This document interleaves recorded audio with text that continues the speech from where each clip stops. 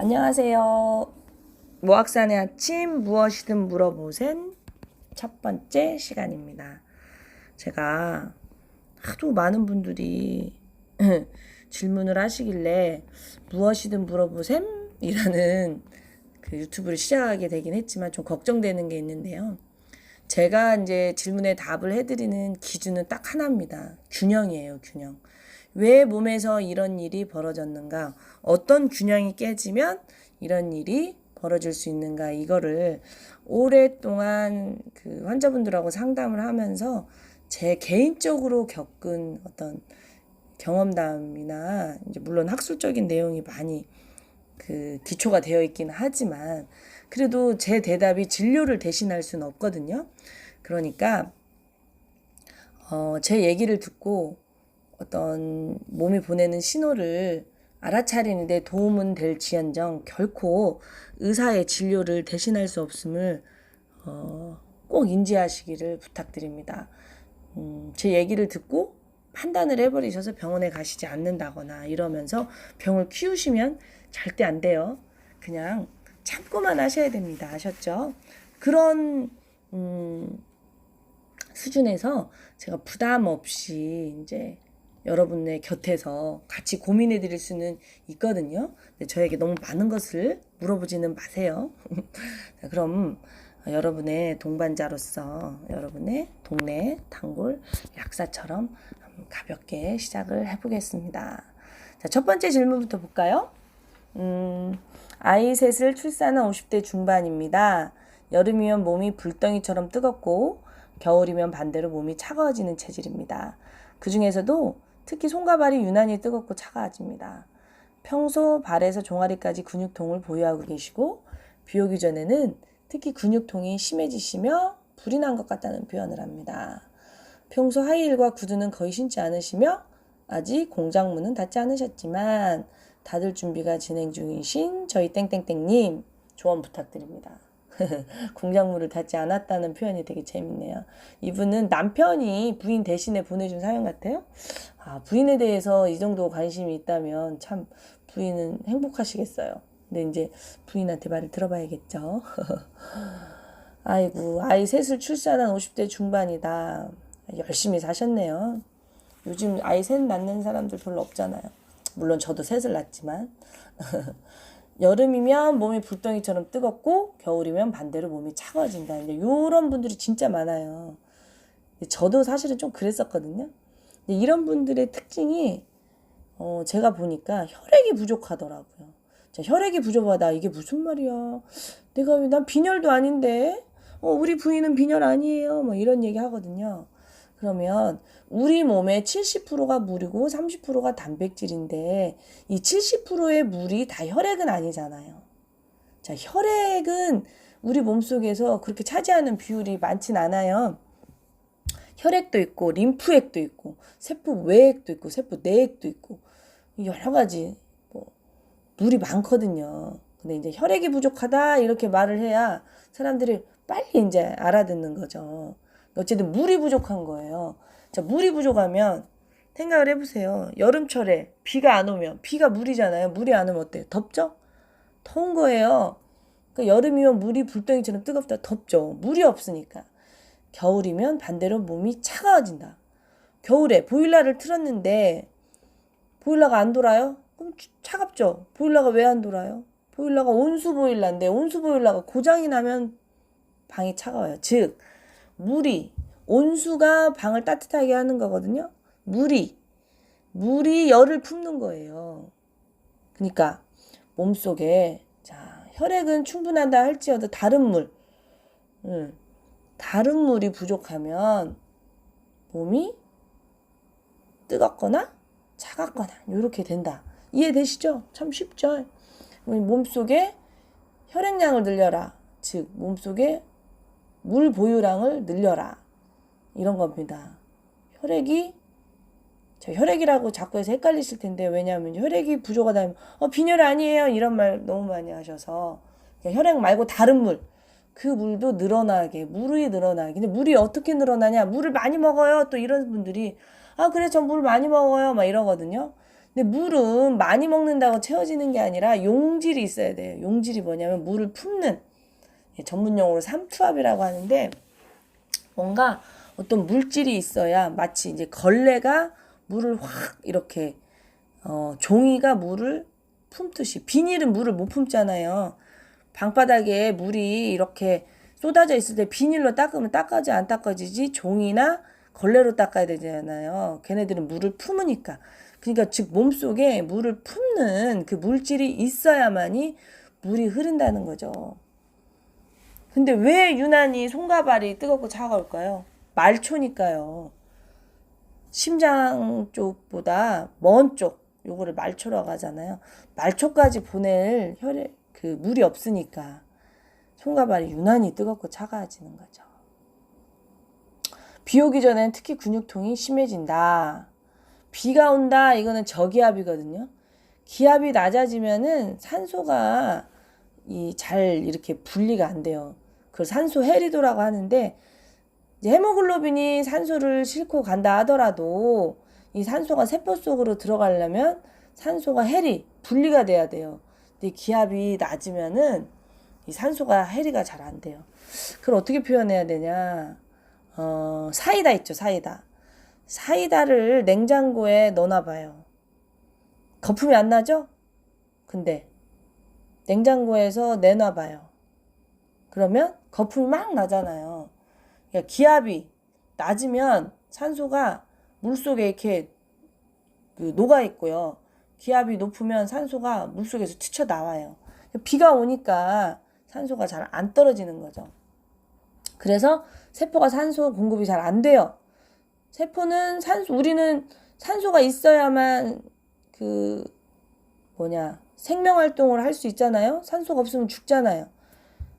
그러니까 세포들이 산소가 없을 때도 살아남는 그 방법을 터득을 한 거죠. 그걸 무산소 운동이라고 그래요. 무산소는 오래 지속되질 못하죠. 무산소, 유산소 그러는데, 무산소는 젖산을 만들어요.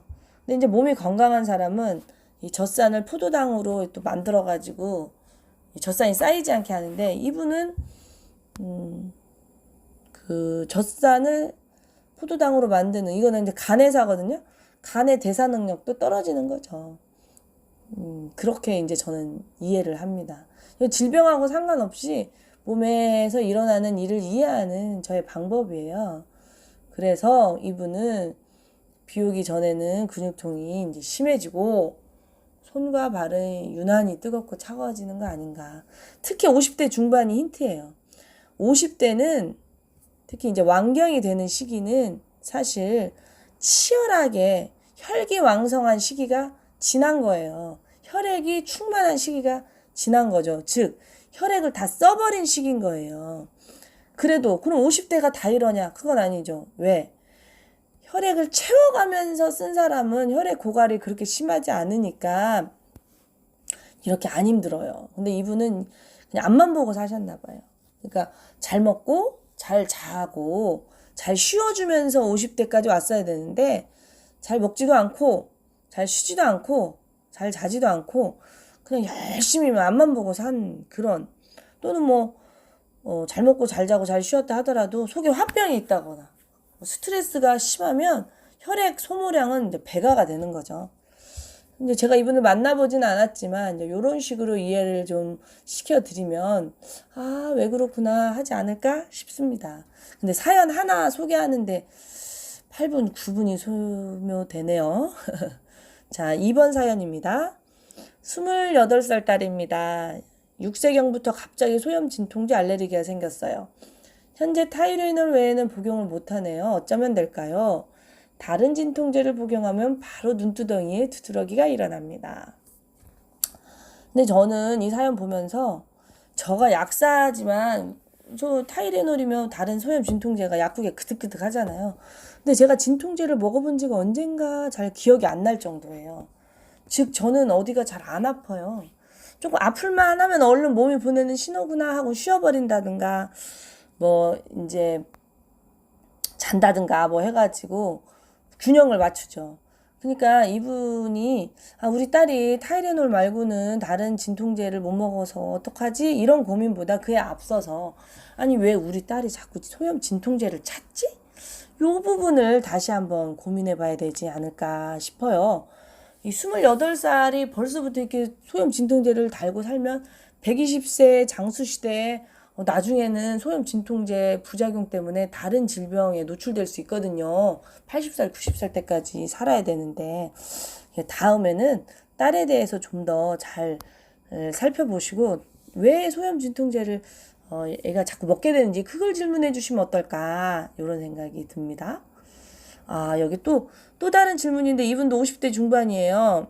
갱년기가 지금 시작인 건지 요즘 잠도 깊이 잘 수가 없고요.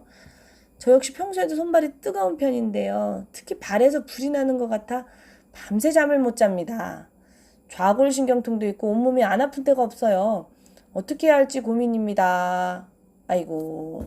이 갱년기 여성들이 진짜 고생을 많이 해요. 저도 이제 갱년기에 접어들었는데 저는 그렇지 않거든요. 이제 물론 저는 아까 말씀드린 것처럼 몸이 신호를 보내면 바로바로 균형을 찾기 위해서 노력을 하는 편이거든요. 지금부터라도 여러분들이 균형을 찾기 위해서 노력을 하셔야 돼요. 무조건 열심히 사는 게 답은 아니거든요. 몸이 없으면 우리가 하고 싶은 거 아무것도 할 수 없으니까요. 자, 잠을 깊이 잘 수 없다. 이것도 저는 몸속에 혈액량이 부족한 거다라고 이해를 합니다. 봐봐요. 위는 소화를 시키는 일을 하고 눈은 보는 일을 하고 귀는 듣는 일을 하고 이런 식으로 그 세포마다 자기가 해야 할 역할이 다 틀리잖아요. 간은 대사를 하는 일을 하고 심장은 혈액을 보내는 일을 하고 그런 것처럼 뇌는 어떤 일을 해요? 기억을 활성화시키고 저장도 하고 또 판단도 하고 뇌가 하는 일이 진짜 많잖아요. 근데 뇌가 진짜 우리 몸에 사는 일이 엄청 많은데 우리 몸에 3%밖에 안 된대요. 몸무게. 그런데 혈액의 23%를 쓴다고 해요. 그러니까 뇌가 혈액이 부족, 낮에 너무나 혈액을 많이 써버리면 밤에 쓸 혈액이 없는 거예요. 그럼 혈액이 있어야 뇌가 일을 할 거 아니에요. 잠을 깊이 자게 하는 건 뇌가 하는 일이 뇌가 스위치를 꺼야 되는데 이분도 혈액이 부족한 거예요. 왜? 평소에도 손발이 뜨겁다. 혈액이 부족하다, 물이 부족하다. 물이 부족하니까 열이 나니까 손발이 뜨겁다. 근데 왜 손발이 뜨겁냐? 말초니까. 오장육부는 다 몸 안에 들어있잖아요. 오장육부가 멈추면 죽지만 손발에 혈액이 좀 부족해도 죽진 않잖아요. 그러니까 우리 몸이 중요한 장부에 혈액을 먼저 쓰고 손발 쪽은 혈액을 좀 덜 보내요. 그러니까 손발에 물이 부족해서 뜨거운 거죠. 그런데 특히 발에서 불이 나는 것 같아 밤새 잠을 못 잔다. 특히나 한 곳에서 더 불이 난다. 이거는 그쪽에 신경이 눌리는 거예요. 그쪽으로 가는 혈액량이 차단이 되는 거죠. 힌트가 있네요. 좌골신경통도 있다. 자, 좌골신경통이 뭐예요? 신경이 눌리는 거잖아요. 신경이 왜 눌리냐? 요거 원인을 찾아야겠지만 일단은 기본이 이분의 혈액량이 부족한 거예요. 혈액을 채워야겠죠?